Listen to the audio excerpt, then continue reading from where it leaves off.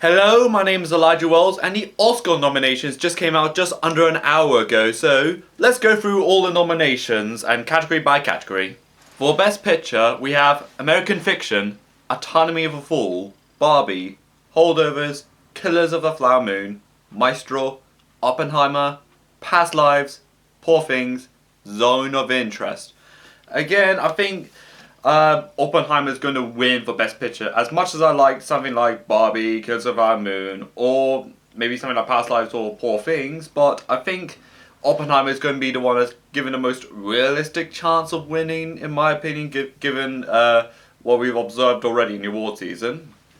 And for actress, we have Anna Bedding for Nerad, Lily Gladstone for Killers of the Flower Moon, Sandra Holler for Autonomy of a Fool, Kerry Mulligan for Maestro, Emma Stone for Poor Things. Again, we already got into some first snubs already, like no Greta Lee for Past Lives, who she was absolutely brilliant in that role in my opinion, and most surprisingly, no Margot Robbie for Barbie. Yes, of course she got the Best Picture nomination as she is the producer of the film, but neither Greta nor Margot are in it whatsoever, since they did do some very iconic, really great performances in my opinion in their respective films, but I think I really want to see Lily Gladstone win for Killers of the Flower Moon, but I wouldn't be surprised if Emma Stone won for Poor Things, in my opinion. But I'm rooting out for Lily. And for actor, we have Bradley Cooper for Maestro, Coleman Dango for Rustin, Paul Giamatti for Holdovers, Cillian Murphy for Oppenheimer, and Jeffrey Wright for American Fiction. I think it's going to definitely go to Cillian Murphy for Oppenheimer. Again, we have no Leonardo DiCaprio like in the BAFTAs for Killers of the Flower Moon, who again also does a really great performance in this movie, but nowhere to be found in the category here again. And also we have for actor in supporting role, we have Sterling K. Brown for American Fiction, Robert De Niro for Killers of the Flower Moon, Robert Downey Jr. for Oppenheimer, Ryan Gosling for Barbie, and Mark Ruffalo for Poor Things.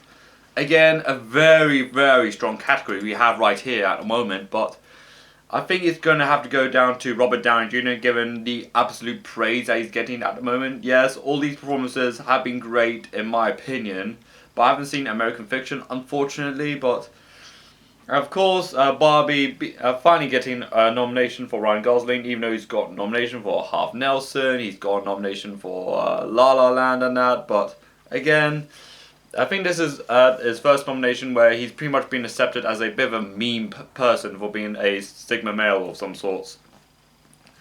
And we have actress in the supporting role, we have Emily Blunt for Oppenheimer, Danielle Brooks for Color Purple, we have American Ferrari for Barbie, Judy Foster for Natran, and Devine Joy Rudolph for Holdovers. Again, some very interesting inclusions here. We have Jodie Foster in her first nomination for 29 years.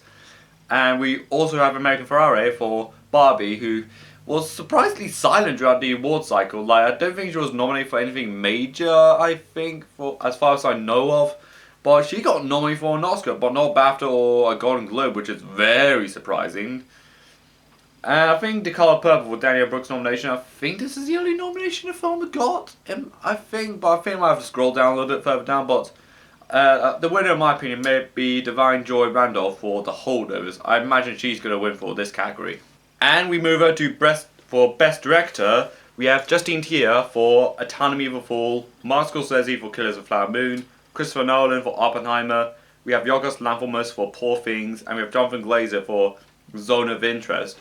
Again, a couple of surprising things, like we don't have a Celine song for Past Lives, nowhere to be found. We have Greta Gerwig for Barbie, and Bradley Cooper for Maestro either. Like, again, this is a really tight category. Like I said, like it's a pretty overcrowded one this time around. And particularly 3 of these films did premiere at the Cannes Film Festival just last year. So I think Christopher Nolan is going to win for Best Director, but I'm also going to give out a shout out to Martin Scorsese, who's got his 10th Best Director nomination, Yorgos Lanthimos in his, I think, 2nd Best Director nomination, but also shout out for Jonathan Glazer, since I think this is his first nomination he has in the Oscars, I think, but I'm not too sure about Sexy Beast but I don't think he's definitely nominated for Under the Skin, but I'm not too sure about Sexy Beast as well, but again, I think he's got his first nomination, particularly the guy who directed Virtual Insanity from Jamiroquai, which is a very famous music video, but Christopher Nolan's going to win for Best Director, for certain. And for writing, for original screenplay, we have Autonomy of a Fool, Holdovers, Maestro, May December, and Past Lives. Like, May December is surprisingly silent this time around. Like, it was being hyped up as a really big awards contender, but it's only, from the looks of it, we just got one at the moment. And of course, there's Holdovers, Autonomy of a Fool, but I think the winner might be either Holdovers or Autonomy of a Fool, since it's a two-horse race at this point, but I don't have a definite winner for that one, but it's definitely going to go to Autonomy of a Fool or Holdovers. And over to adapted screenplay, we have American Fiction, Barbie, Oppenheimer, Poor Things, and Zone of Interest. Again, there was a bit of some controversy with Barbie, since Warner Brothers wanted it to be in the original screenplay, and I was very vocally critical about it because Barbie had like a lot of direct-to-video films and streaming films. A famous toy line, had a supporting role in Toy Story. Like, it didn't make sense to put in the original screenplay, but the BAFTAs did anyway. But the Oscars definitely stuck to their guns and said, no, you're going to be adapted.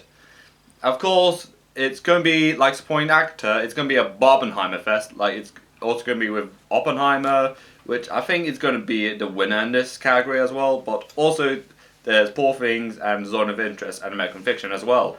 And for Best International Feature Film, we have El Capitino for Italy, Perfect Days for Japan, Society of Snow from Spain, The Teacher's Lounge from Germany, and Zone of Interest from the UK.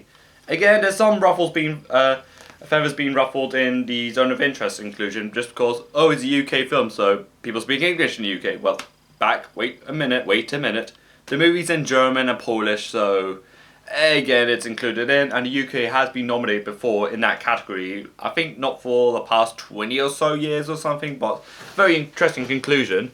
And also for Japan, also had a very strong year in cinema at the moment. Like, we have Godzilla -1, they had Boy and the Heron as well, but again, I feel like this is a really tough choice they put themselves into, considering they made so many great films this year and a lot of people recognized it. And I think I'd go for Perfect Days again.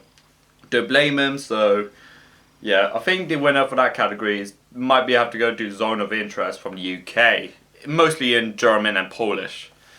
And for animated feature, we have Boy and the Heron, Elementals, Pneumonia, Robot Dreams, and Spider-Man Across the Spider-Verse. Again, a very interesting category right here. Like we didn't have any Chicken Run Dawn of the Nugget, which is a brilliant movie. Like, interesting trivia-wise, the original film was so good and so popular with the Academy that they actually introduced this category as a response of how well received it was.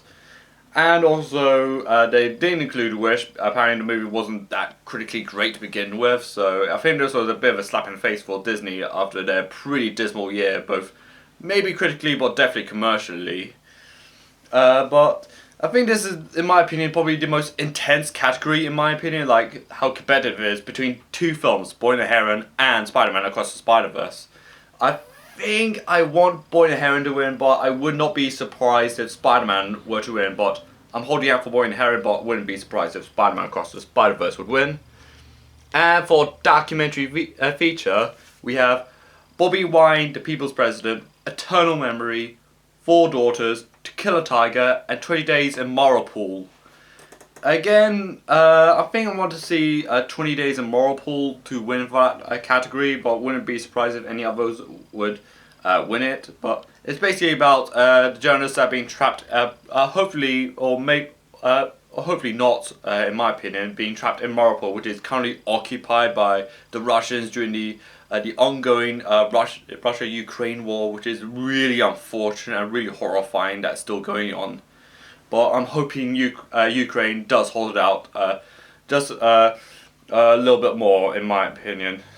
Whatever it takes, in my opinion.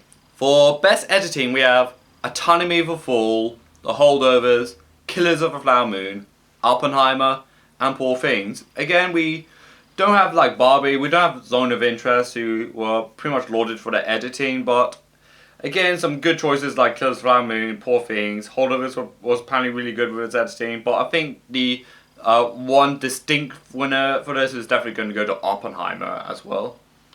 For cinematography, we have El Condo, Killers of the Flower Moon, Maestro, Oppenheimer, and Poor Things. Again, some surprising snobs. Well, not too surprising. Like The Creator, which was nominated for a couple of times, wasn't nominated for cinematography. John Wick, which is a brilliant, well, the fourth John Wick, which has the best cinematography in like any action film this year, was nowhere to be found in the Oscars, which is a bit weird, but not surprising. But I think for cinematography, I think Oppenheimer is going to win for that one.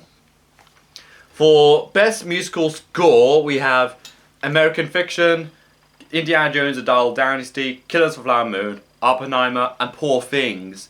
Again, very, very, very surprising. No Spider-Man Across the Spider-Verse, which has been majorly lauded for its score, which is really beautiful, very dynamic in my opinion. No Boy and Heron, which was nominated for the Golden Globe, but not in any like massive awards since. Maybe some festival circuits or some state critical circuits, but no Boy and Heron, no Spider-Man Across the Spider-Verse, which is, I think at this point it leaves the door literally wide open for Oppenheimer by Ludwig Göransson to win for that one. But also it does have Killers of the Flower Moon, Indiana Jones, which is very surprising, even though I think the last one, Crystal Skull, was nominated I think for visual effects, or I don't think it was nominated at all actually, but the original trilogy was pretty much an awards magnet. And like I said in the previous video about the Razzies, it did get 2 nominations for Worst Sequel and Worst Screenplay. Even though I'm going to say again, I defend the movie, I thought the film was decent. But for Best Score, it's going to go to Oppenheimer. For Best Music, there's The Fire Inside, I'm Just Ken, Fire Inside from Flaming Hot, I'm Just Ken from Barbie, It Never Went Away from American Symphony, A Song for My People from Killers of the Flower Moon, and What Was I Made For Barbie. Again, I think this is going to have to go to What Was I Made For Barbie. Like, I think this is, in my opinion, the strongest song, in my opinion, out of the 2 that were nominated for Oscars, outside of, like, No Time to Die from Billie Eilish, again. I think this is, in my opinion, the stronger of the 2 songs. And for Best Sound, we have The Creator, Maestro, Mission Impossible Dead Reckoning Part 1, Oppenheimer, and Zone of Interest. Again, I'm very pleased that The Creator got at least 2 nominations from this one, because that is a very gorgeous movie in my opinion, even though despite its very obvious flaws. And Maestro is there, which is pretty understandable, and also really surprising, Mission Impossible Dead Reckoning Part 1 was in the mix as well as for Best Visual Effects. Like, I feel like this is maybe sound really weird, like I think after Top Gun Maverick, I feel like the critical appetite for Tom Cruise movies has got a lot more appreciation, has definitely got a lot more bigger in my opinion. But it's also in a weird situation with the Mission Impossible film, since they are retitling the upcoming Mission Impossible movies from Mission Impossible Dead Reckoning Part 2 to Untitled Mission Impossible film, and also this film is now officially titled Dead Reckoning.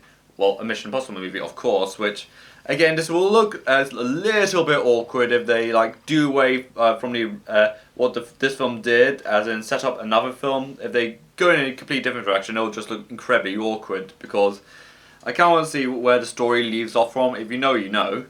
Oppenheimer, really good. Zone of Interest, which is very interesting inclusion, just because from what I heard, it's basically the main architect and the main general behind the Auschwitz death camp in Poland, and basically the camp unfortunately is his backyard or back garden, which is really unfortunate.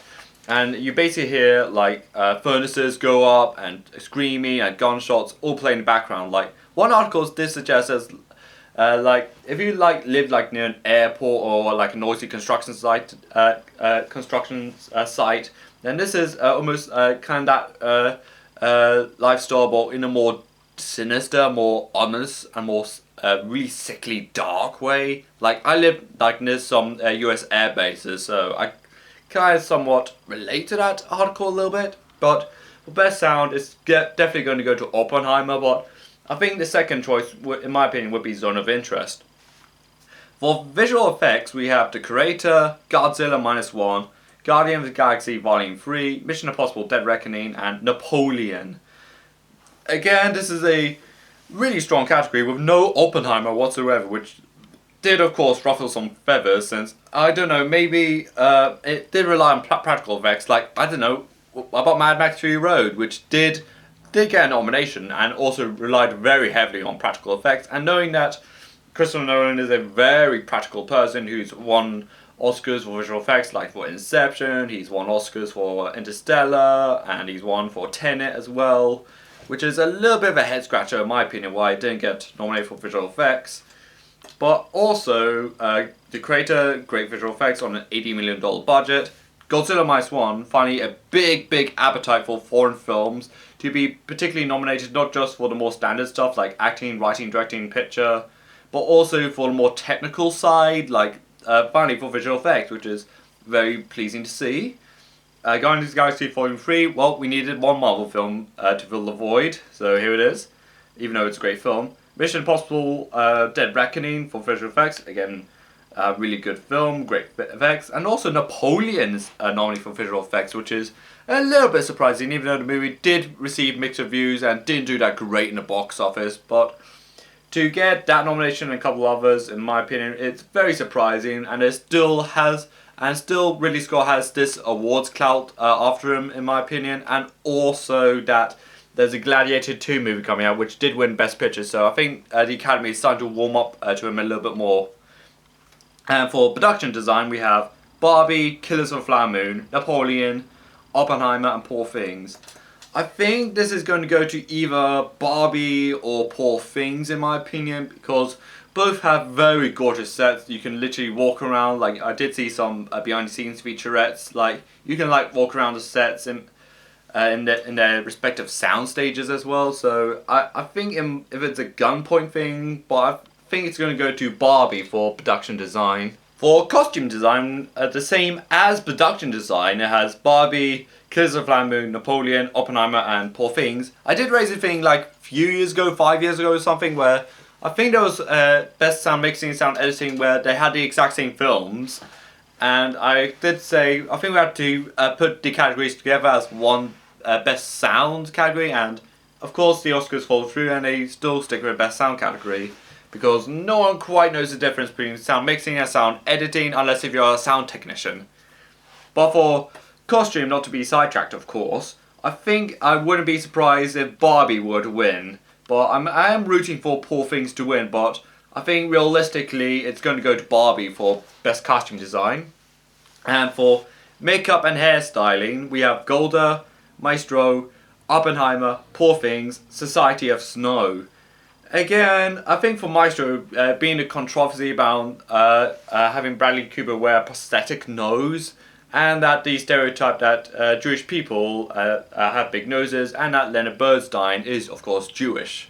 Again, people have come to defense about the movie, particularly Leonard Bernstein's estate and Steven Spielberg, who's the film's producer. So I think there may be some slight uproar if it were to win, but wouldn't be surprised if it does. But I think I'm kind of backing Poor Things to win for makeup effects, but wouldn't be surprised if Maestro were to win. And now for the last, and certainly not least, but very short categories of short films.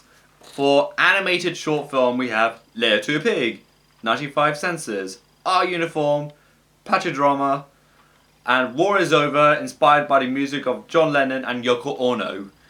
Again, I've not seen any of these short films, I'm just going to go off by the title, so this is going to get very interesting. So I think it's going to go to maybe Let's Do the Pig, so maybe that. And for live action short film, we have The After, Invincible, Night of Fortune, Red, White and Blue, and The Wonderful Story of Henry Sugar. Okay, Henry Sugar is going to be the one talked about film or short film in this category, as it's directed by Wes Anderson, and Netflix has done a great deal of promotion around this movie, and also his film, The Asteroid City, even though it wasn't his strongest film, unfortunately didn't get nominated for the Oscar, neither did his film before that, The French Dispatch, which was also a great film.